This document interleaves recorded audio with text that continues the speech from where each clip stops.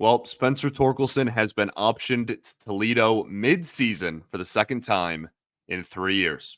Let's talk about it all today on Locked On Tigers.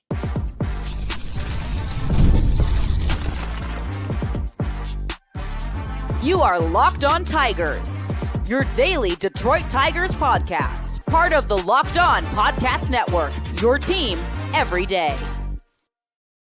What is up, everybody? Welcome back to another edition of Locked On Tigers. I'm, of course, your host, Scott Bentley. Today is Monday, June 3rd, 2024. Thank you so much for making Locked On Tigers your first listen every single day. We are free and available wherever you get your podcasts, including YouTube, part of the Locked On Podcast Network, your team every day. Today's episode is brought to you by Supply House. SupplyHouse.com is the reliable way to get parts fast. Shop for your next plumbing, HVAC, or electrical job and get fast shipping from coast to coast with SupplyHouse.com. All righty. Welcome in, everybody. Happy Monday to all. Hope you all had a fantastic weekend. And we are going to just get right into it here. Spencer Torkelson has been optioned to AAA Toledo. The team has not confirmed that at the time of this recording, but a lot of our great beat writers have already been all over it. I believe Evan Petzold was the first, so I want to give him credit of the free. But I know Woodbury has put something out. I know that Jason Beck has put something out at the time of this recording as well. Okay. Also, Justyn-Henry Malloy has been promoted.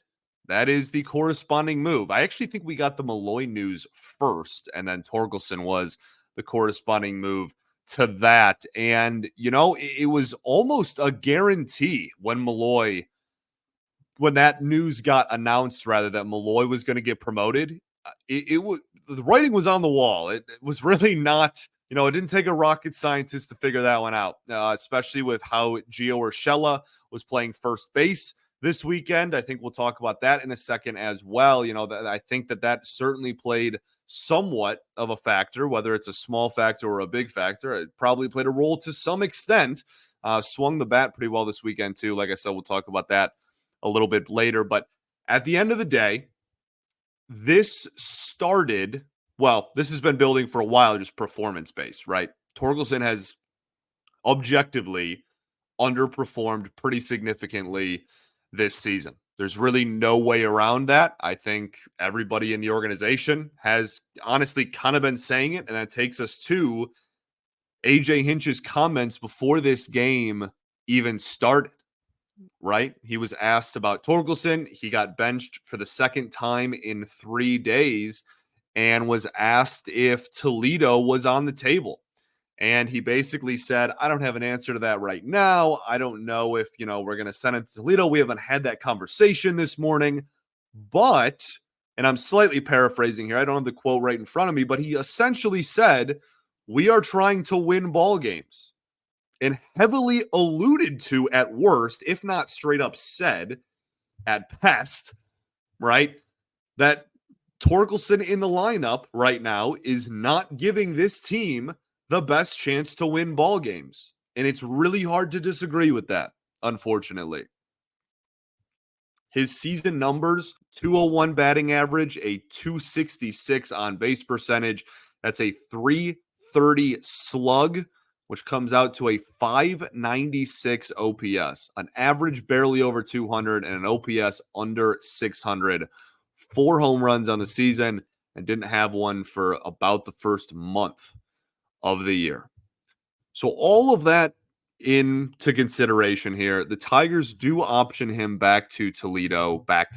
He hasn't been in Toledo in 2 years, but they option him to the Mud Hens after this ball game. I do want to say that I fully agree with this. I am a little surprised on the timing. Really stands out to me, to be completely honest with you. I think that the timing of this is as much of a message as the move itself. And I know that sounds kind of super wild and maybe overly dramatic, but they have an off day and come home in 3 days, guys.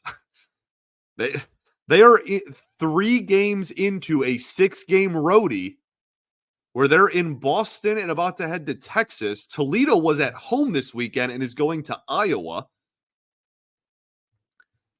They come home in 3 days on an off day. And I don't want to say you've put up with him this long, right? I don't want to use that terminology because that's not what I'm trying to insinuate here. But there is something to be said for it would have been really easy to just wait 3 more days in my eyes. But the timing does, to me, speak somewhat of volumes. And I agree with it. I know that we just talked about it last week, so it's wild that it kind of worked out this way. But at the end of last week, we had a conversation. People are always talking about Torkelson and when is the time to send him down. I'd really dug my heels into it for a long time, because I have stuck with the belief that this dude needs to get major league timing down. Evan Petzold has been posting a lot of stats about Torkelson's numbers against high velocity. I know a lot of our beat writers had. Woodbury, I know, put some out there in regards to that as well. And it's glaring. Anything faster than about 95 miles an hour, honestly, you can go down to 93, 95 up, it's just like he has no chance of doing anything with it. So the timing is a mess, and we've talked about that a lot on this show. A lot. A boatload. Every fastball up, he's late on and pops up to the third or to the first base side. Every breaking ball low and away, he rolls over to the third base side. That's been the entire season, aside from 4 middle pitches that he was able to time up and hit homers on.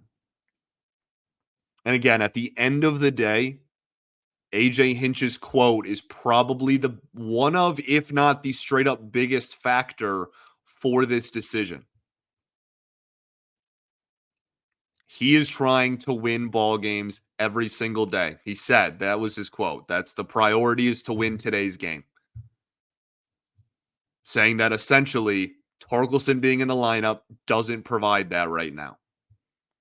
And again, it's pretty much, I think, nearly impossible to disagree with that sentiment. So the swing is a mess, right? This is a guy who was on fire in the second half of last season.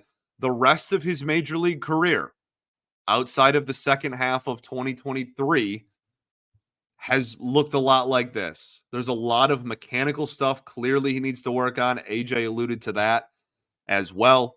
I don't disagree with it. But the swing is clearly a mess. The timing is the reason for all of this. All of this is timing based. Cannot time up a fastball, which means he cannot time up anything else that is thrown at him. That's where you got to start. Okay. I think we've pretty much covered all of the bases in terms of Torkelson specifically. We'll talk a little bit about first base going forward. I want to talk about, obviously, Justyn-Henry Malloy. Super excited to see him at the major league level. Finally, right? Finally. We've been waiting for this for so long. And then we'll talk plenty about the performances from the weekend series as well. Okay? We'll get into all of that right after this.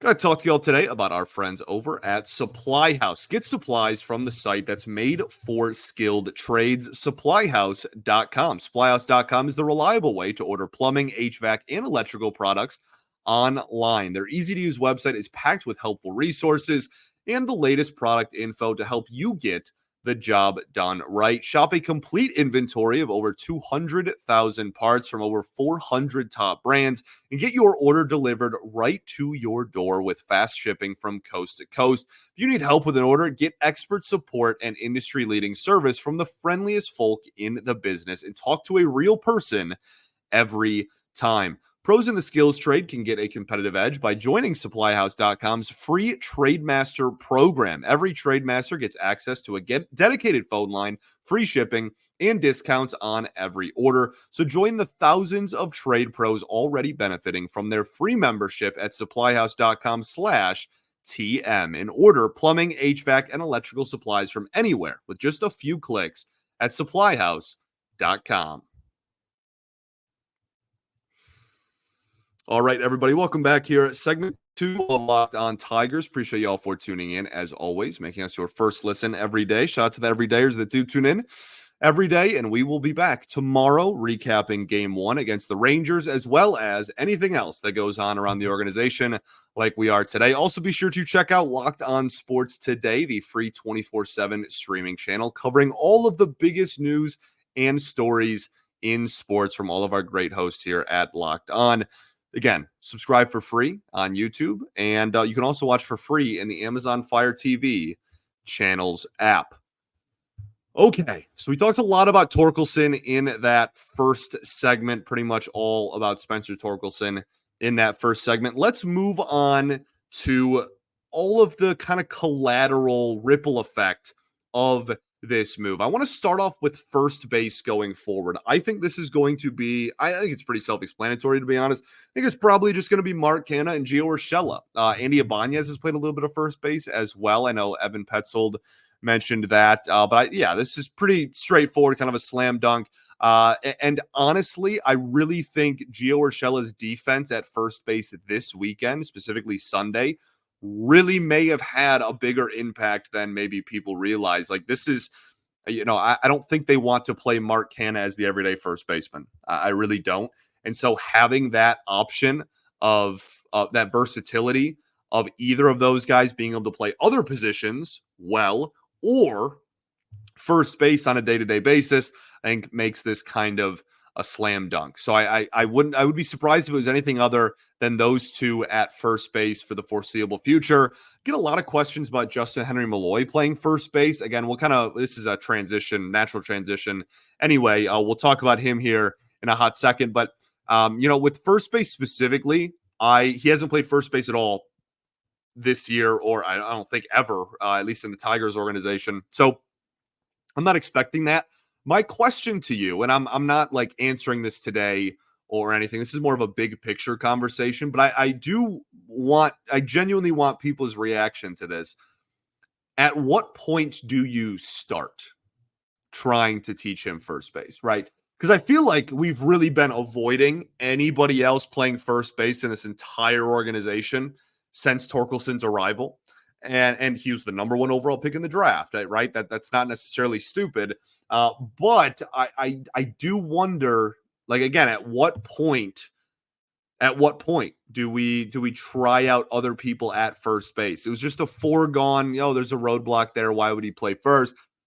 When does that change? When do people like Malloy? When do other people in the organization start getting, maybe some reps at first base? Just an open-ended question for the class. Please, I would love to know kind of people's answer on that. Let's talk Justyn-Henry Malloy, because this isn't just like a doom and gloom, like sad, like Torkelson, can't figure it out. This is like Justyn-Henry Malloy is maybe my favorite prospect in the organization. That's not to say that I think he's going to be an MVP or I think that this dude is the best prospect in the organization. He's just my favorite because he draws a ton of walks, and that is just the profile that I absolutely adore and have always been very vocal about how much I love guys that can draw walks, and that is Justyn-Henry Malloy. And that's not news to anybody that follows this team with even remote interest. But this season, he is walking at a remarkable 20% clip and striking out at a 26.8% clip. Okay, so that strikeout number isn't necessarily low, but it's still only 6%, 7% different from his walk number just because of how absolutely absurd his walk rate is. And this has been, he had an 18% walk rate last year. He had a 21% walk rate in Atlanta in only 8 games in AAA. Had an 18% in Atlanta in AA, which was closer to a full season. Like, this is just this dude's profile. He draws walks with the best of them.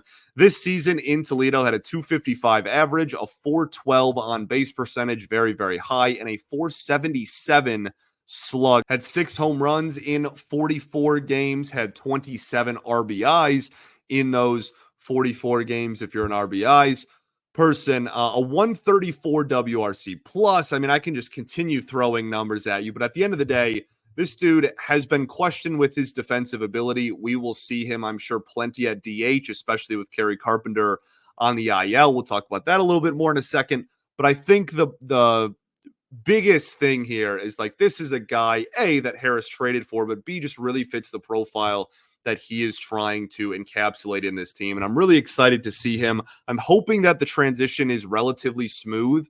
That's something we'll talk about at the very end of the show, just like overall expectations for Malloy. But the one question mark with his bat, right? The biggest question mark is obviously the glove. But the one question mark with his bat was balls in the strike zone. Right? Like his strikeout numbers, they've gone down a little bit, but they've kind of been a roller coaster. They've been pretty high at certain points in his Tigers tenure, at least. And I think that they really wanted him, we talk about the defense all the time. I think they really wanted him to work on that, cutting down those strikeout numbers, being more effective on balls that actually were in the strike zone. We know he's not going to chase and he's going to work counts and he's going to draw his walks, but you need to be better at pitches in the zone. I think over the last year, over the last 8 months, he's taken strides in that department. That's probably why he's earned this promotion. But a little bit of thump in the bat, never going to be like a 25, 30 home run guy, but a little bit as well. Again, we'll talk about a little bit more expectation-oriented stuff at the very, very end of the show. So also has crushed righties this year, which as a right-handed hitter, I love to see out of a minor. Really quickly, another caveat in this, another kind of wrench in this, Justyn-Henry Malloy is not on the 40-man roster, and they're obviously not like DFAing Spencer Torkelson. So that means they're going to have to open up a spot. If they really want to, they can find room. Okay, this is not like the deepest 40-man roster ever. They will be able to find room. Or, unfortunately, it might mean Kerry Carpenter is going to the 60-day IL. I don't know that at the time of this recording. We'll find out more tomorrow, I'm assuming. We have to find out tomorrow. Or today as you're listening to this, but that is something to keep an eye out for and would be really unfortunate if he's moved to the 60, because that means he's out for at least 2 months. So we'll cross our fingers that isn't the case, but it's certainly on the table. That back injury does not sound good. The offense as a whole, you're still a game under 500 in June, despite the guy that we were going into the season. Torkelson, I remember saying Torkelson has to have a good year for this offense to be solid and for this team to be in that over 500 kind of contention or conversation. And he's been struggling so mightily that he's getting demoted, and yet you've still found a way to be a game under 500. Hopefully JHM can hit a little bit and get on base for us more than anything. Let's talk about the weekend. We'll talk about what went right, what went wrong, and we'll talk a little bit, obviously, about Malloy again at the very end of the show, preview Texas, all that stuff. A busy segment underway. All right, we'll get into all of that right after this.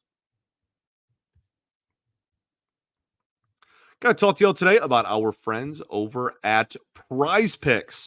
With Prize Picks, you could turn $10 into $1,000 in a single game watching your favorite sports this summer. You can make Prize Picks line up in as little as 60 seconds. You just need to pick more or less on 2 to 6 player stat projections, and you are locked in. If you're looking for promotions, Prize Picks has you covered every week, from lowering select player stats projections on Tuesdays, which increase your chance of getting a win, to getting your entry fees back if you have a losing lineup on Fridays. They are always looking for fun stuff to get people involved. And it's really, really a fun time of year to get in on all of the action. A lot of great baseball stuff. Obviously, if you've been going more on Aaron Judge home runs, you have been a very, very fortunate person in the Prize Picks game. Usually 0.5. Although if he keeps at this pace, they might have to bump it up to 1.5. Either way, he's been on an absolute tear and is one of the many fun players to look at with Prize Picks. So download the app today and use code LOCKEDONMLB for a first deposit match up to $100. Again, LOCKEDONMLB for a first deposit match up to $100. Pick more, pick less. It's that easy. All right, everybody, welcome back. Your third and final segment of Locked On Tigers. Appreciate you all for tuning in as always. Talked a lot about this Torkelson news, Justyn-Henry Malloy getting called up, all the biggest story within the organization. Felt the need to spend the most time on that. Let's talk about the weekend a little bit. The Tigers do drop 2 of 3 this weekend. 3-7, 3-6, and 8-4 were the final scores in those three games. What went wrong was really just starting pitching. I don't have too much else to add than that. This was just a really rough weekend for starting pitching, and I don't know if I've said that all year. I don't think I've uttered those words, what went wrong for the weekend series starting pitching. I think this is the first time that's a thing. Kenta Maeda, 4 2/3, 5 earned runs, 2 walks, 6 strikeouts, 2 home runs against. His ERA is now 6.25. Olson, 5 1/3, 6 hits, 5 earned runs, 1 walk, 5 strikeouts. His ERA is now 2.48, still very solid. And Mize on Sunday, 4 innings, 3 runs, only 2 of them earned though, 4 walks and 4 strikeouts. His ERA is now about 4.7, so approaching 5. We'll start with Reese Olson here. I'm really not worried about Reese Olson.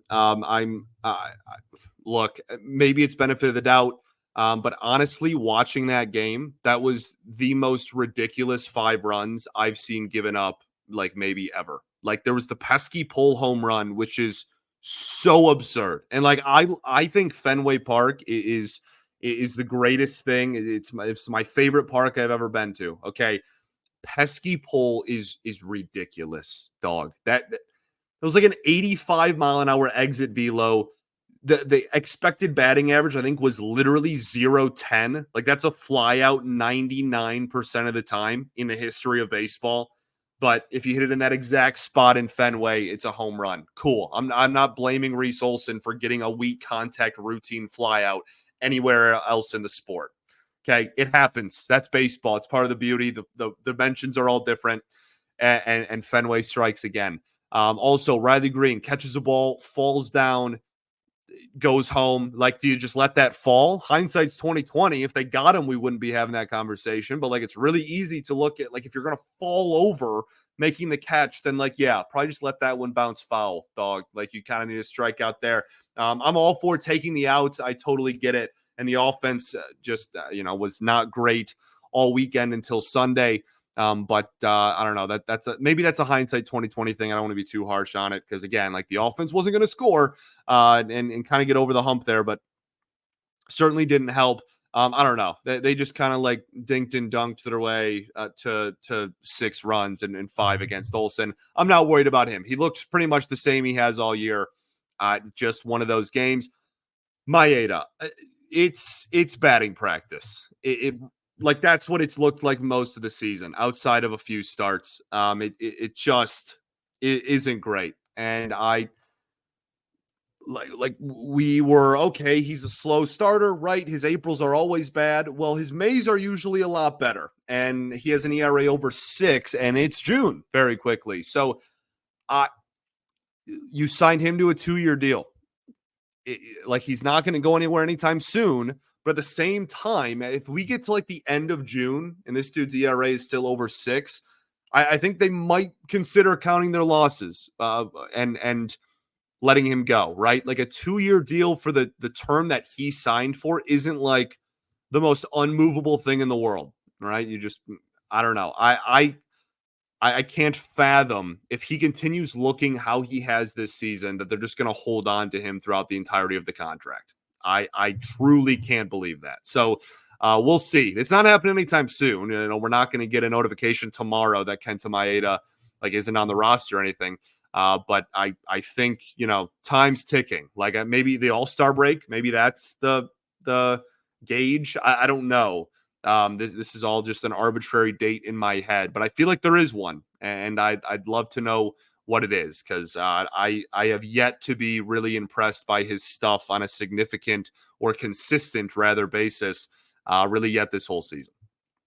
And then Casey Mize just can't get swings and misses, man. Like, this is same story, different day. And like, the command wasn't even great in this one. He was really leaving splitters over the heart of the plate pretty consistently.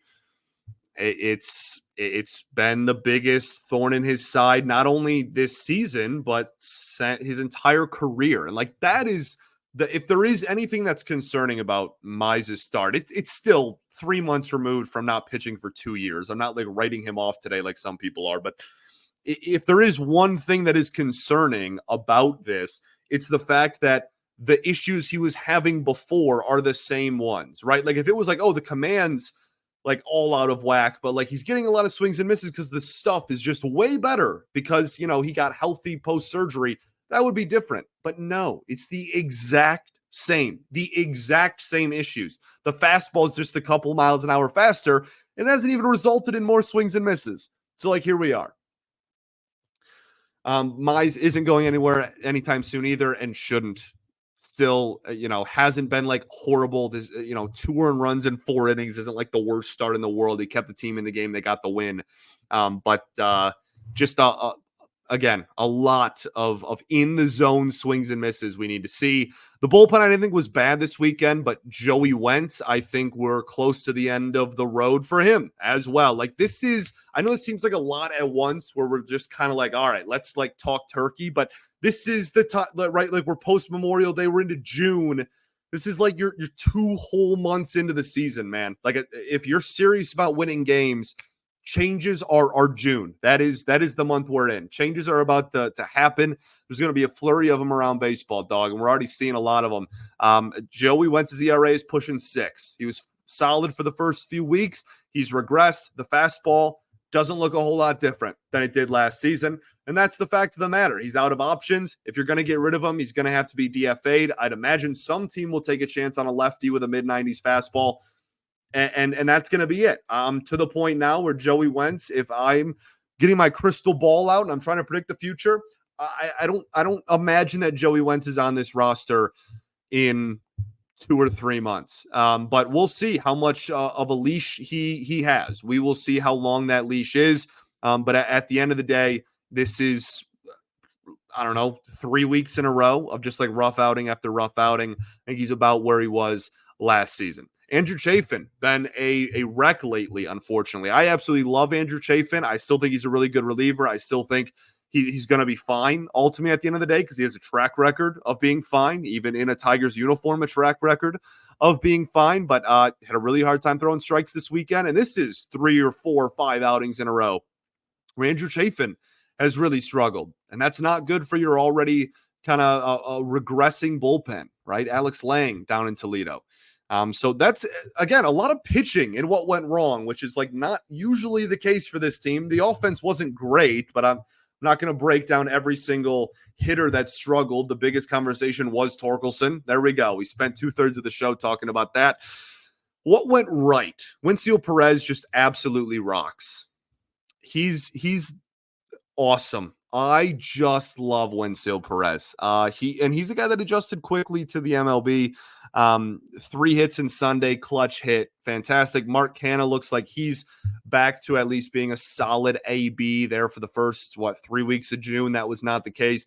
Gio Urshela, 2 home runs this series, had a great weekend, was swinging a hot stick again. Really needed that to kind of get some faith in the fan base that first base that's going to be. There's going to be serviceable players to take over first base. Riley Green, a great weekend as well. Please stay. I'm so tired of the emotional roller coaster with Riley Green and the hot stretches and the cold stretches. Let's shoot for consistency here. Hey, why not? Why not? Hopefully that can maintain. So that's pretty much it for what went right and what went wrong. I want to end by giving just expectations for Malloy.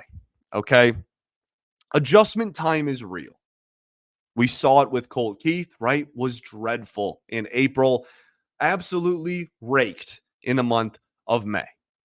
Okay. Other prospects all around baseball, right? Wyatt Langford, very slow start to the season.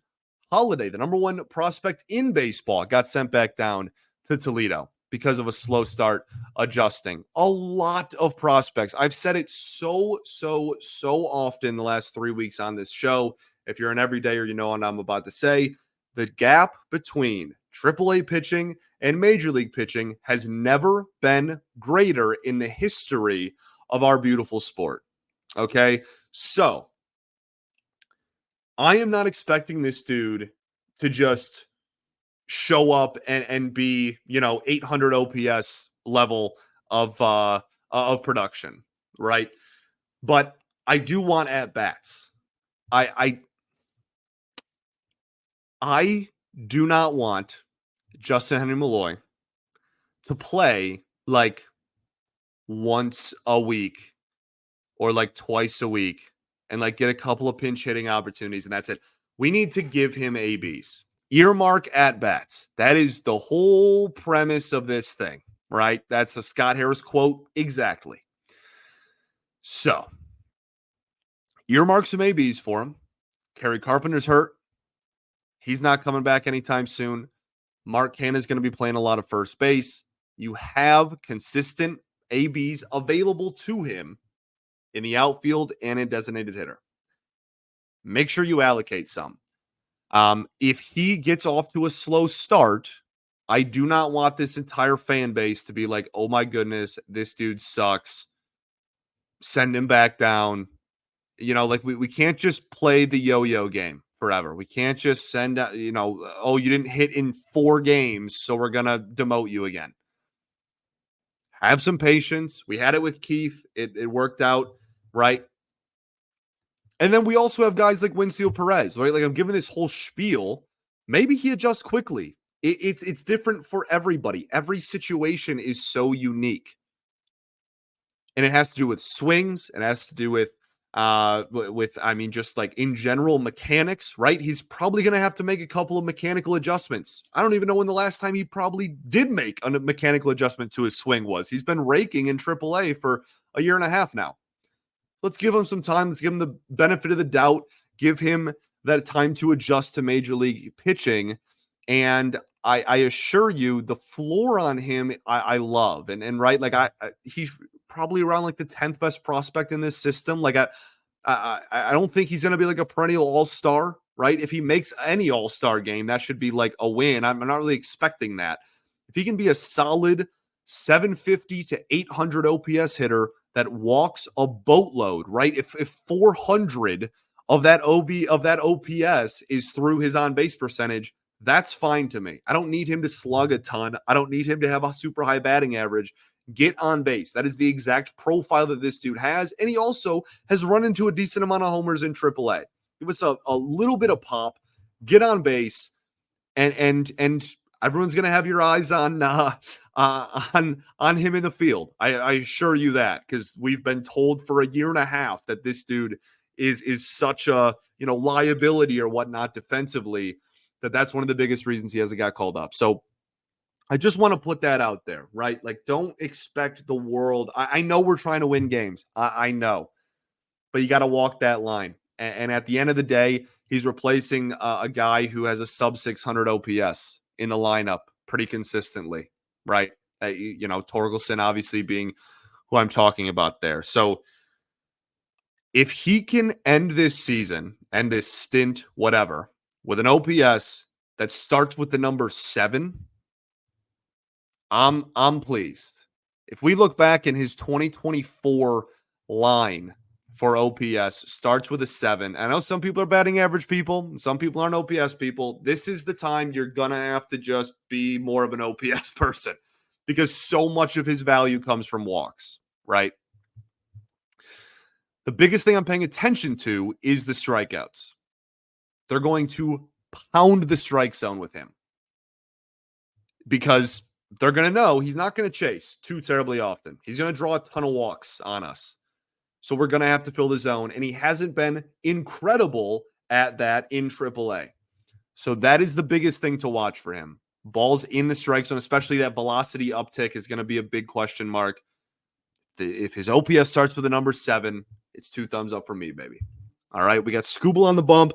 We're heading to Texas to take on the reigning World Series champs. We've already played them once this year, so I don't feel too bad about not having a full down preview. We can preview it a little bit more, games 2 and 3 on tomorrow's show. But they are 29 and 30. They are sub 500 just like you. They're a game under 500.